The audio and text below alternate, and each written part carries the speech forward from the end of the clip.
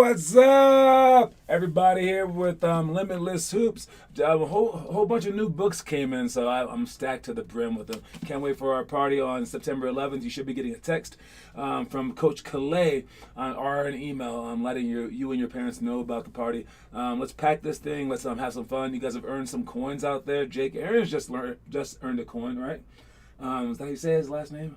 I think so. Yeah. But he just earned a coin last night, so I think he has two. Everyone has at least one coin. All right, so you guys can buy the stuff there. But bigger news from that meeting, we will also be sizing our uniforms. People order uniforms every freaking year, and when they're on the team, they'll be like, "My uniform's too small." I'm like, "Yeah, because you missed the party." All right, so I mean, if you want to figure out what size like to exactly wear, do it. But also this. Also make sure that you order a bigger size because our elite team starts in January. We order them now. People, like human beings, especially like small ones, like little kids, they tend to grow. All right? People just don't know this. It's really weird. So by next summer, unless you buy like, 3 different uniforms to fit your three different sizes, you're going to be needing a bigger size. All right, so order larger than your size. When you come here, we'll have all the sizes mapped out. And that's about it. What's up? We got Connor Rush in the crowd. We got Ellie in the crowd. Or Carson, whoever that is. And then I can buy a book, but I think I can save and invest them in someone else to get more. You could do that too, because we also have our, we don't have our player stock market starting up until we get 50 players. Right now we're at 15. So you're not going to be investing in anyone yet. But eventually we will start the investments and things like that. Again, we'll have so many different ways to win more coins. But anyways, that's what we're doing. Make sure that you're doing this. Once you get one of these books, you open it up and you do every single day's worth of stuff in here. All right, and you want to film it. You want to look at it before. You want to look at it afterwards, etc. and etc. It's Ellie and Carson. Nice. Anyway, let's begin. Since we're on one of the first 12 days of the month, we did first grade yesterday. We're doing second grade today, and second grade is the second grade movie of the day. All right, and we're here with once again Bryson, the man, Sharpley. Yeah. Hello. All right, movie of the day. It's not really up there. I think it's a different clip, but it's Rebound. I don't really know really much about this movie. I think maybe I saw it a long time ago, maybe when I was in elementary school. Basically, it's just about a coach that was coaching college. He got kicked out of the school, so then he coached middle school instead. And he, learns through them, like, to be a better coach. So maybe John knows more about this. Well, the guy in it is Martin Lawrence, and he had the show Martin. It's a really, really famous black show. So he's a funny guy, but this movie, it's very, very childish, but that's why it's the second grade movie. Yeah? Yeah. It's supposed to be a comedy, right? It's definitely a comedy. If you guys are a second grader out there, make sure you guys watch this movie and also post the review to our homework page, and you might get some credits. Maybe even Bryson will give you a coin of his. Oh, yeah. Maybe. All right. Well, thank you for coming on, Bryson Sharpley. All right, you guys. Thanks, guys. Talk to you later, See Bryson. you later. All right. What's up, Calais? How you doing? Calais. We got Calais, we got Connor, we got Ellie. Whoever else is here, if you guys want to chime in, go ahead and just introduce yourself in the comment section, and then we will get to going. All right. Quote of the day is, old ways won't open new doors. Basically what this means is if you continue doing the same thing every single day, nothing different is going to occur. A lot of people want to be like, NBA superstars, but they don't want to change up their lifestyle. They're like, no, I want to do exactly what I'm doing and make the NBA. That's what they say. I want to change my life in the future by doing the same things today. That's not going to do it. They say that the definition of insanity is doing the same thing over and over again, expecting different results. All right, you're not going to make the NBA by what kind of Cheerios that you eat in the morning. All right, it's going to come from something profound. And if you're someone who's like 5'10", 5'8", man, yeah, it's not going to be something normal. If you're a 7'8", yeah, sure, then you can do normal things and make the NBA, possibly. Okay, possibly on that one. All right, but if you are who you are, you probably need some kind of crazy story. So basically, live your day in such a way where if you told someone what you did that day and what you did last week every single day, they would be unbelievably amazed. And if you told like someone who's like a director, they would be like really inclined to make an entire movie about you. All right. So old ways won't open new doors. Realize that. All right. And speaking of movies, we got our movie coming your way. It's the movie starring Connor Rush, our very own Connor Rush, and it's called Limitless Hoops. Okay. That's the name of this book as well. And basically, it's going to encapsulate our entire program. All right. It's 12 episodes, 5 minutes each, and it starts on September 13th will be the first episode, okay? It's 5-minute episodes, and we will do all 12 episodes once a day. It'll happen right before this show. All right, so at 4:50, 50 All-Stars, at 4:50, the show will air. Right, and I will be right here if you want to comment during the show. We can just chat it up or whatever. So it'll premiere, so to speak. All right, and that show will happen for 12 straight days. On the 13th day, the entire hour's show will be aired on YouTube, and we can sit here and watch it an hour prior to this show. All right, so it shows at 4:50 to about 4:55, and then we'll have our pre-show here, whatever. And so that's the movie. And the movie is I was thinking about it. Whenever new parents come to me, I want the movie to help our program explode, but I also wanted to help explain the program. Whenever new parents come to me and they want an explanation of the program, I always speak to them for like an hour. Because it's so much that we do, right? They might want us to do just like a little bit of stuff. They're like, oh, can you just do basketball? Don't teach too much. Don't have that many days. Don't have clinics or camps. Don't do this. Don't just have basketball games and then one basketball practice. Well, sure, but that's not going to get you guys anywhere. So we have a lot. And when I have to explain that lot, it's a freaking hour. And to hear me speak for an hour versus watching a movie for an hour, I think that they might go that route. All right. So this might better explain to our current customers and to potential customers what our program's about, and also it might inspire some other people. And I think if people see Connor and put him that kind of light, they're gonna basically want to be like him, because you guys had Michael Jordan, Kevin Durant, Steph Curry, people like that to inspire you. But if we have the inspirational person right in our program, and Connor's one of our people that come a lot, that might be even more profound. All right. Chilling, same, ready to get things started. We did bench press in fitness class, and I benched more than everyone else, but I'm not that strong. I think Stargate is very weak.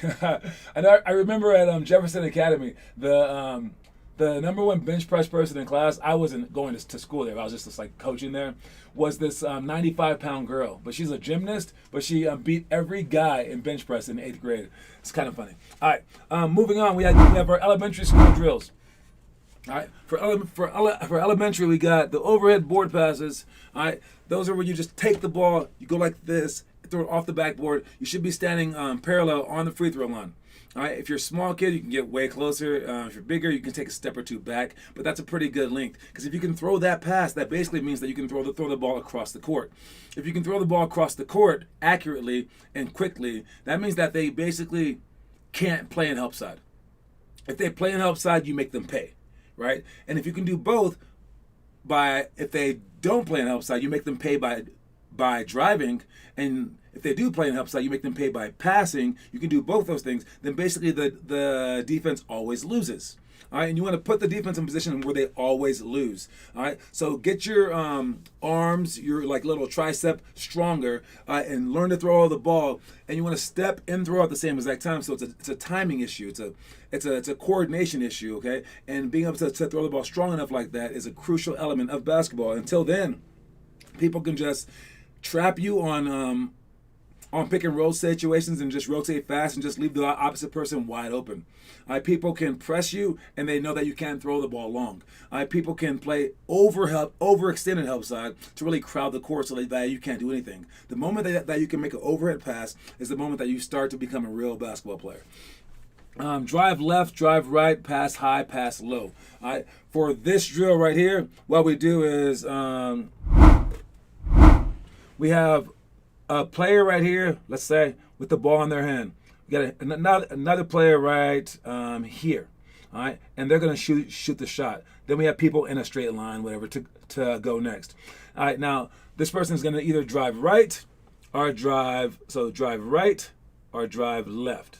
All right, and whichever way that they drive, this person will react. All right, so if they're right here and they drive left, this person will be going down to the baseline.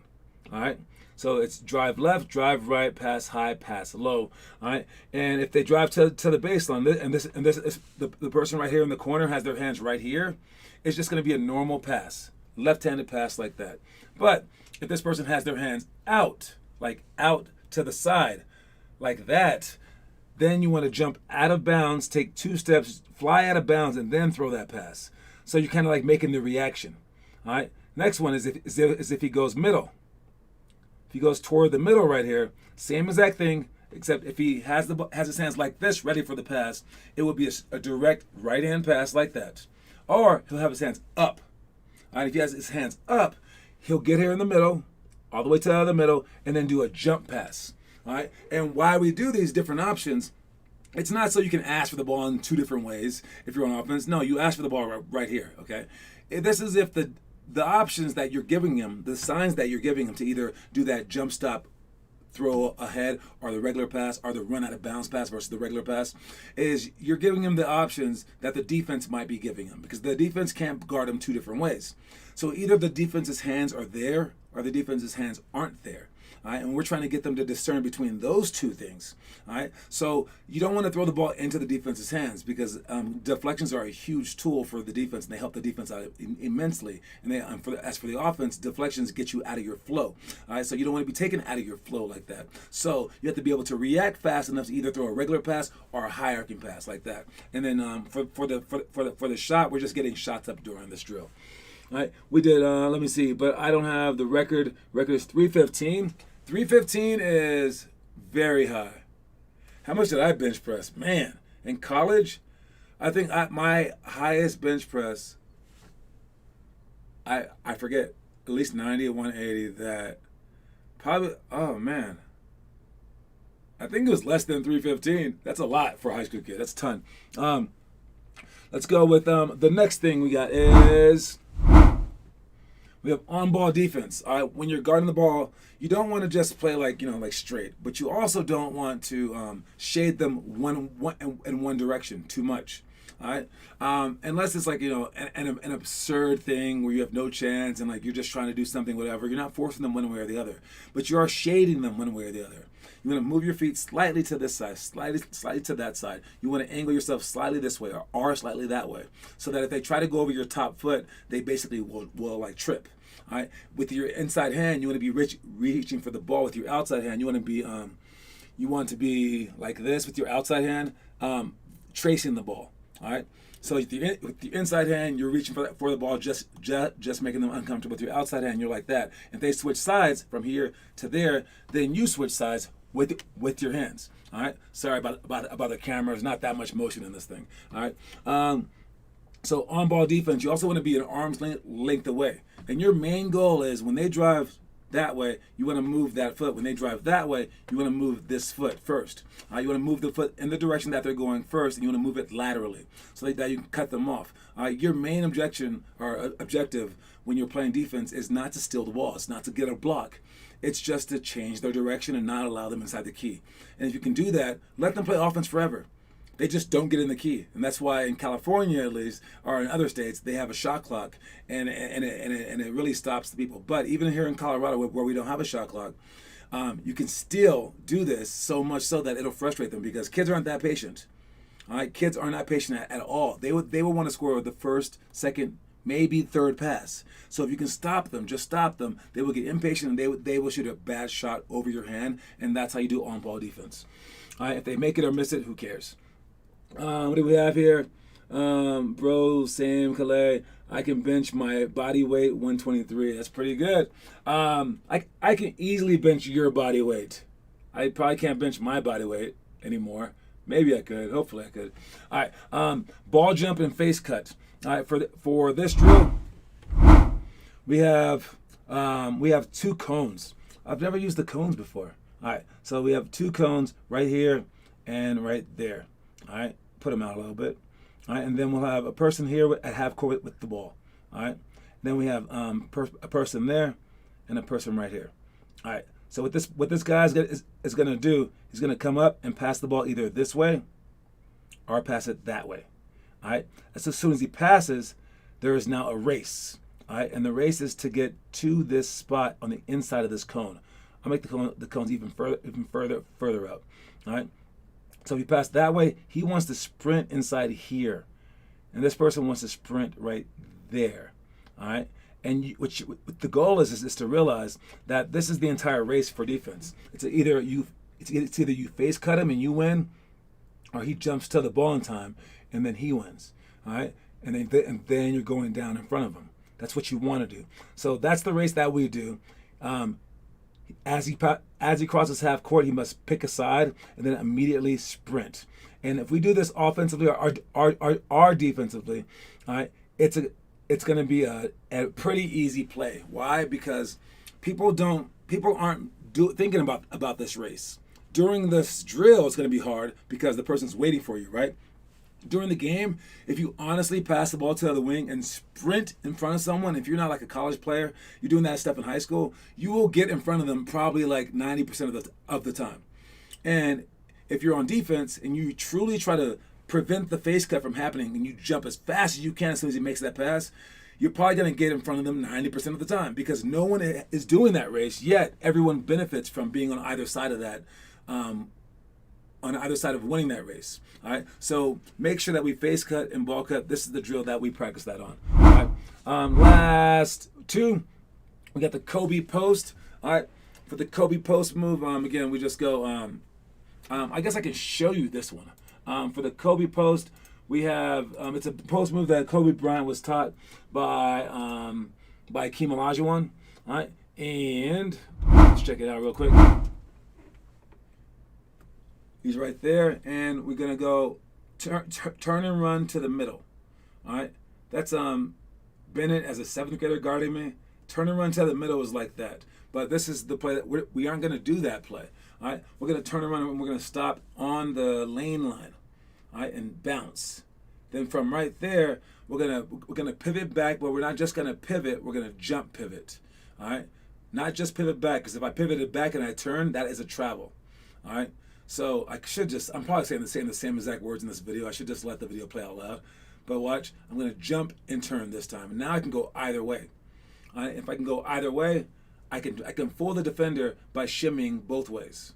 All right, and then kind of just reading to see which way he's going to be leaning. All right, hit, and then I'm teaching this so much slower than I teach now. Probably because I'm talking to small kids. Hit there. Hurry up, John. There it goes, the shimmy right there. And then I get to pick a different way. All right, and that's basically the Kobe Bryant post move. Okay, you could do all 4 of them. All right, did I make it? I bricked it. Of course I did. You can do it all 4 ways by going left or by going right to begin with, and by finishing left or finishing right to begin with as well. All right. I didn't even shoot that one. See that? See? I was scared, man. Scared. All right, let's go with the last one. Kobe post spin has to be one of my favorite moves ever. Yeah, it is really sick because it looks cool, but also it just works. Double bounce series. All right, this one is with this one's also a post move. All right, do I have it in here? Double bounce series. I do. All right, for double bounce series. This is Lana doing it. You start at the block. You go bounce between the leg, behind the back, spin to the jump shot, pump fake. Oh man! All right. Spin, pump fake, rip through, and then after that one, you want to pump fake, and then you can swipe through and then spin back to a jump shot. All right. There's three different moves. All right, and you do all of them just to get quicker. Hit here, there. I don't know why I cut off the. That's okay. All right. So that's all that we have for that stuff. Moving on. a lot faster now. We got our homework. Let me see. Connor did the homework workout card. I like that. All right. The homework for this month, since it's September, it's a new month. Again, once you have the book, you're good. But all you guys were given a smaller book. The smaller books do have the homework in them. All right. And what you want to do is you can go to our website and you can print out the homework if you want to. It's on the curriculum page. Click on challenges and then click on the monthly homework and you can print it out. All right. You can write it out and then turn it in. Or you can just take the book and write it in there. For this month's homework, it is epic drill. All right, practice, attempt, or improve at this unique layup drill for 1, 2, 5, or more minutes a day. The goal is to get quicker and make more shots. All right, so that's epic drill. If you want to see epic drill real quick, we got on our side, we got video as well, but you can see it right here. All right, and epic drill is the ball goes up. You bounce the ball with the right hand, bounce between the legs, and then shoot it. Bounce once, twice, between the legs, shoot it. Again, with the hand that shoots it bounces it first. You can bounce it once, twice, and then shoot it. The ball should be way lower, by the way, when you bounce it. You should catch it high, but then on top of it you catch, bounce it, and it shouldn't rise above your knee. It's going to his hip. All right, but that's how you do epic drill. Okay, it's a decent way of doing it right there. All right. John, why did you choose those noises for that video? With the lightning, thunder. I don't know. I was just being a freaking artist, dude. That's what I am. It was in my heart that day to choose that music. All right. I think I got 200 makes, but I didn't count too closely. Well, the makes were for August. All right. Hey, if you did that homework, by the way, for August, turn it in. All right, if you wrote down that piece of paper, turn it in. All right, why we're having you guys do so much? It's so that you guys can get better, dude. All right, so try it. All right, next thing we got our picture of the day. This is the Seahawks, the football team, is the son of college basketball player Mark Vital. I don't know. All right, but either way, this guy he's pretty huge. But what I was gonna bring up is that basketball skill relates to so many other things, but so many things don't relate to basketball skill. Basketball is one of the most skilled sports that there is. All right, if you throw like 100 of the current basketball players into football, one at a time, each of them would probably be a Hall of Famer. All right, you can't do that the other way around. All right, basketball is a truly skilled game, and it's cool that this guy's having opportunity outside of basketball as well. I meant for the workout card. And John, I sent you my August makes. All right. For the workout card, why did I choose those noises for that video? I don't know what you're talking about. Oh, you're talking about the 200 makes is for the workout card. I got it. I'm all mixed up in the text messages. All right, I got that. But anyways, let's go real quick to the trivia of the day. I don't think that Finn Kaufman's here. But anyone can win this. All right, if you know the answer, put it in the comment section. All right, and then we'll go to commercial, come back. All right, the 1992 Dream Team was amazing. They had the best players of all time. Blah blah blah. They're on the same team. They win every single game. They expanded basketball through international borders. They were amazing. But the question of the day is, who was the 1992's Dream Team coach? Who was the coach of the 1992 Dream Team? First one to answer in the comment section wins, and I'm going to commercial break. See you after that. In the mood for brunch? Well, set your alarm and visit Snooze. Known for their brilliantly boozy morning cocktails, a wide array of Benedicts, and creatively delicious pancake flights, this now national AM eatery started in the Ballpark neighborhood in Denver, Colorado. Their mantra at Snooze, it only takes a moment to make a difference. Sweet, savory, or combo of the two, satisfy your taste buds and chill out in the eclectic and energetic atmo that is Snooze the next time you're in the mood for brunch. All right, we got nobody still for the comment. All right, again, Finn would have answered it by now, so Finn's not here, so you have no one. No, there we go. Did you use Google? Is the only question. It is Chuck Daly. Chuck Daly is the answer, and that makes Finn and Connor now tied for the month. Whoever gets the most questions right by the end of the month gets a free coin as well. All right, going back to middle school, just real quick. Going over it is 3, 4, 5, 3, 4, 3, 2, 1 run. Countdown game, one-on-one sprint, successful dribble shots, diagonal hurdle pro hop, sandbag slides. Those are those drills. For the story of the day, watch it. The work that's optional is the work that truly tests your resolve. When the work is a mandatory obligation by a coach, team membership fee, or fear of losing your spot, that's much easier. When the work is mandated by what's in your heart, however, that's best. Being able to quit without repercussion is a hurdle far too large for most to overcome. Alright, so being able to quit without repercussion is a hurdle far too large for most to overcome. Alright, that's what it's like to grow up like in privilege, like in like a rich household, you know, because if you mess up, nothing happens. Alright, and it goes back to our inspirational stuff. You're motivated by negative. Like, if I don't do this, what happens to me? And positive is, if I do this, what will happen in my life? That's greater. Most people are more motivated by the first one than the second one, and that's a problem. You want to be able to be motivated by everything and anything and everything, whatever. All right, but it all starts with how you see things in the first place. All right, so for that one, the prospect of like losing your spot or whatever, that's gonna get you in the gym, and then like the coach tells you, you better do this thing, and then you do it, right? As opposed to like, yo, you can, let's say like that, you worked out for 3 hours a day. It means nothing. I would rather you only be forced to work out for 2 hours a day. Like the coach forced you to work out for 2 hours a day, and then there's a kid who's being forced to work out for 2 hours a day, but then works 30 minutes on his own. That's better than a kid being forced to work out 3 hours a day and then working out 0 minutes on his own. Why? Because the time that you spend working out on your own, doing the optional stuff, the stuff that doesn't even matter, that's the moment when you're like, I'm doing this because I want to do it, not because anyone's forcing me to do it. All right? And then it becomes your own, because you always have an excuse. If someone is making you do something, you're like, well, there was a gun to my head, dude. I had to do that. But if you go out of your way, like let's say that, I don't know, like moms who have babies, like they're just like, I didn't have to do it, you know, but they do it anyway. And they go through all that pain. Why did they do that? Well, I must love my kid.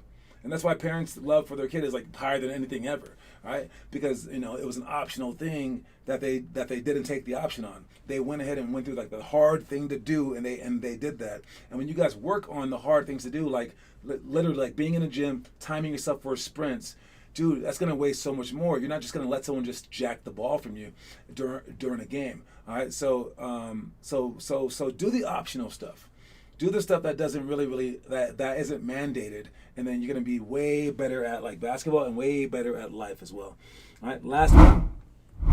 We got our high school drills. This is back down series, which is a great one. That's a solid move if you're a dominant player. Pick and roll, rescreen. That's if they flat show. They also flat show off of handoffs. They should at least. Statue of Liberty is just coming in with one hand, scooping the ball like that.